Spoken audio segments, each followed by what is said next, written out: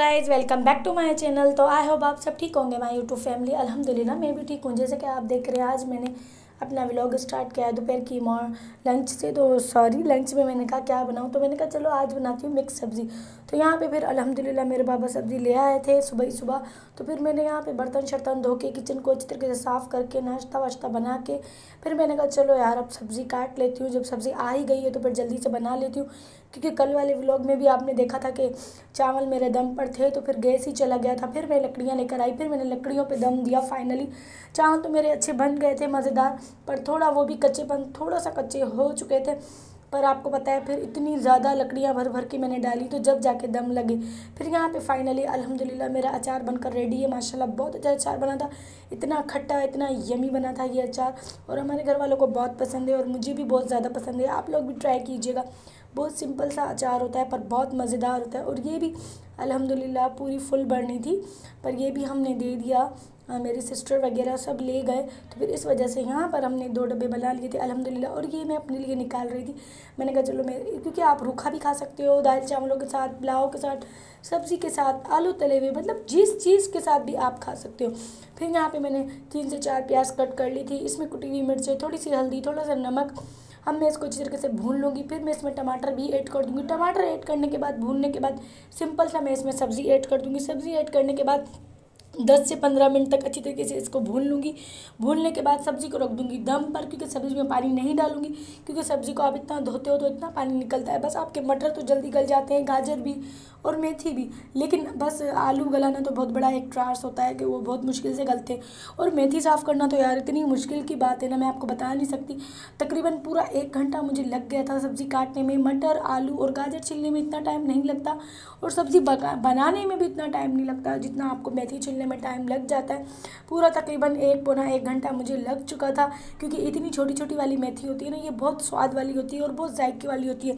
इसमें बहुत अजीब, मतलब इतनी अच्छी जायके वाली बनती है, बहुत खुशबूदार होती है। और आप बड़ी मेथी बनाते हो तो फिर वो अच्छी नहीं होती, और ये ताज़ी फ्रेश मेथी होती है तो फिर इसमें जायका भी बहुत होता है और मेहनत भी बहुत होती है। अगर आपको जिस तरीके की सब्जियां बनाते हो तो फिर आप बहुत ज़्यादा मेहनत में पड़ जाते हो। फिर यहाँ पे फाइनली मैंने सब्ज़ी को ढक्कन लगा दिया था। ढक्कन लगाने के बाद फिर मैं इसको अच्छी तरीके से भून रही थी, क्योंकि सब्ज़ी नीचे बैठ चुकी थी। तो फिर ही आप चमचा घुमा सकते हो, वैसे चमचा घुमाते हो तो सब्ज़ी आपकी गिर जाती है, तो इस वजह से। फिर यहाँ पे मेरी सब्ज़ी तो कच्ची थी थोड़ी बहुत, तो फिर मैंने फिर ढक्कन लगा दिया था। फिर वहाँ पे मैंने कहा आज मैंने कहा चलो चावलों की रोटी बनाऊंगी, क्योंकि चावलों की रोटी मिक्स सब्ज़ी के साथ बहुत ज़्यादा अच्छी लगती है। और सर्दियों में तो फिर खाने भी चाहिए चावलों की रोटी। चावलों के चिल्ले कह लो, रोटी कह लो, जो भी आपके घर में, पर हमारे घर में चिल्ले कम बनाए जाते हैं, रोटी बहुत ज़्यादा बनाई जाती है। फिर यहाँ पे फाइनली चावलों का आटा भी मैंने मंगा लिया था। फिर चावलों का आटा मैंने रख लिया था। फिर यहाँ पे सब्ज़ी मेरी बनकर रेडी थी। वहाँ पे मैंने गर्म पानी भी रख लिया था, क्योंकि चावलों का आटा तो गर्म पानी से अच्छा गूंथता है, और आप ठंडे पानी से गूंथते हो तो फिर आपका आटा पूरा बिखर जाता है और ख़राब हो जाता है। फिर आपकी रोटी इतनी मज़ेदार और इतनी यमी नहीं बनती। तो फिर यहाँ पे जल्दी जल्दी करके, क्योंकि चावलों का आटा है, चावलों का आटा तो मुझे गूंदना नहीं था आता, तो फिर यहाँ पे मेरी सिस्टर अल्हम्दुलिल्लाह वो गूंथती है, उसको आती है हर तरीके की रोटी बनाना। फिर यहाँ पे मेरी सिस्टर आहिस्ते आहिस्ते करके आटा गूंद रही थी, क्योंकि आटा आधा गूंद देंगे, आधा फिर बाद में, क्योंकि एक साथ नहीं गूंदा जाता, फिर ये ख़राब हो जाता है, फिर रोटी अच्छी मज़ेदार नहीं बनती। फिर वहाँ पे मैंने तवा भी गर्म करने के लिए रख लिया था। फाइनली मेरी सिस्टर ने ये रोटी डाल दी थी। मेरा काम तो था सिर्फ वीडियो बनाना, क्योंकि सब्ज़ी मैंने बनाई थी अल्हम्दुलिल्लाह। फिर यहाँ पे मैं खड़ी हुई थी, वीडियो शूट कर रही थी, वीडियो बना रही थी, क्योंकि आपको पता है व्लॉग में बहुत ज़्यादा मेहनत होती है। फिर यहाँ पे फाइनली पहली रोटी मैंने डाल चुकी थी तवे पे मेरी सिस्टर। फिर उसको हाथों से ही बेलना पड़ता है, क्योंकि आप बेलन से ना ही बेलते हो ना ही इसको मतलब बड़ा करते हो रोटी को, तो ये टूट जाती है, बिखर जाती है। इसको छोटी सी रोटी को पानी से बड़ा करना पड़ता है। फिर साइडों में से ऑयल लगाना पड़ता है, ऑयल लगा के फिर ये छुरी से इसको निकालना पड़ता है इसके कोने, क्योंकि फिर ये रोटी टूट जाती है, बिखर जाती है, फिर ये आपकी रोटी मज़ेदार नहीं बनती, फिर इतनी कोई बेकार बनती है। फिर आप इतनी मेहनत भी करो, फिर आपकी रोटी इतनी अच्छी ना बने तो फिर आपको कितना ज़्यादा गुस्सा आता है।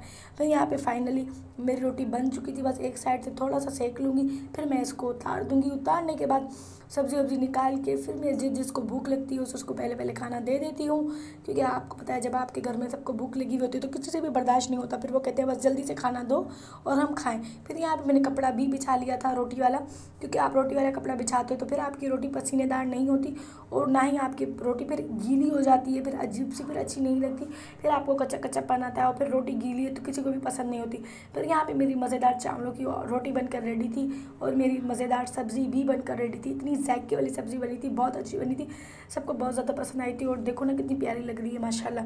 फिर यहाँ पे जल्दी जल्दी करके सबने खाना शाना खा रहे थे और मैं किचन में ही खड़ी हुई थी, मैं रोटी शोटी बनवा रही थी अपनी सिस्टर के साथ। तो फिर वहाँ पे फिर जल्दी जल्दी करके सबने खाना खाया, फिर मैंने जल्दी जल्दी करके सबको चाय दी, सर्व की। चाय सर्व करने के बाद फिर मैंने कहा चलो जल्दी जल्दी करके, ठंड बहुत बढ़ चुकी थी क्योंकि आज ठंड बहुत ज़्यादा थी। फिर यहाँ पे मैंने गर्म पानी का देगचा भी चढ़ा लिया था। मैंने कहा चलो सारे बर्तनों में मैं पहले गर्म पानी डाल देती हूँ। गर्म पानी डालने का आपको फ़ायदा ये होता है कि आप जल्दी से आप बर्तन वॉश कर सकते हो और जल्दी जल्दी आपके बर्तन धुल जाते हैं।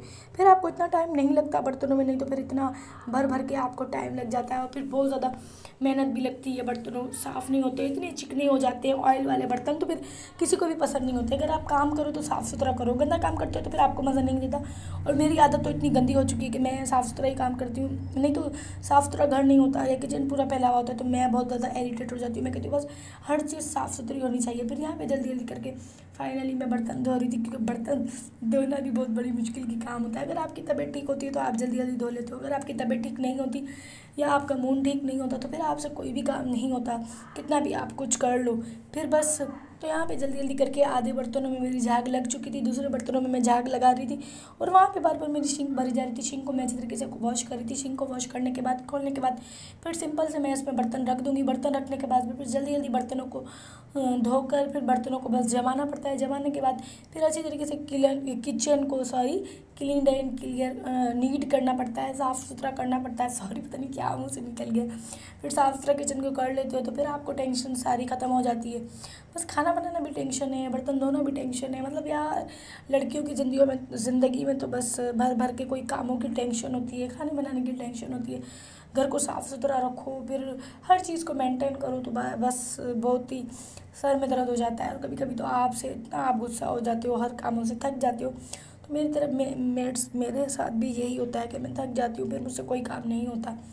पर बस अब क्या कर सकते हैं, काम तो फिर काम है, काम तो आपको करना पड़ता है। और फिर मुझे व्लॉग भी बनाना पड़ता है क्योंकि व्लॉग में भी बहुत ज़्यादा मेहनत होती है। तो बस प्लीज़ आपसे यही रिक्वेस्ट होती है कि प्लीज़ मेरा व्लॉग फुल वॉच किया करो। बस मैं इतनी मेहनत से बनाती हूँ, तो आप देखते हो, आप प्यार देते हो, आप सपोर्ट करोगे, आप प्यार दोगे तो ही तो मैं ब्लॉगर बनूँगी। अगर आप सपोर्ट नहीं करोगे, आप प्यार नहीं करोगे तो फिर मैं कुछ भी नहीं हूँ, मेरे कुछ पहचान भी नहीं है। तो प्लीज़ आपसे यही रिक्वेस्ट है, मेरे 1K करवा दो प्लीज़, आपसे यही रिक्वेस्ट है। फिर छोटी मोटी पार्टी करेंगे, जितनी भी पार्टी हो सकती है, क्योंकि 500 सब्सक्राइबर हुए थे जब भी हमने छोटी मोटी पार्टी की थी घर में, तो अल्हम्दुलिल्लाह 100 तो इसलिए अब जैसे जैसे सब्सक्राइबर बढ़ेंगे तो फिर पार्टी 1K पे इंशाल्लाह करेंगे। सॉरी, मैं कुछ बोलने वाली कुछ और होती हूँ, मेरे मुंह से कुछ और निकल जाता है, तो कोई नहीं, ऐसा हो जाता है। आप जल्दी जल्दी बात करते हो तो फिर आपको कुछ भी पता नहीं चलता।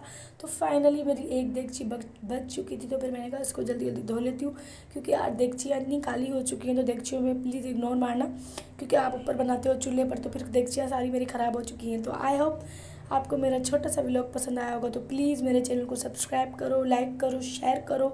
तो मिलती हूँ नेक्स्ट वीडियो में, तब तक के लिए अल्लाह हाफिज़, बाय। तो फिर यहाँ पे अल्हम्दुलिल्लाह मेरा घर साफ़ सुथरा हो चुका है। अब मुझे बहुत ज़्यादा खुशी हो रही है।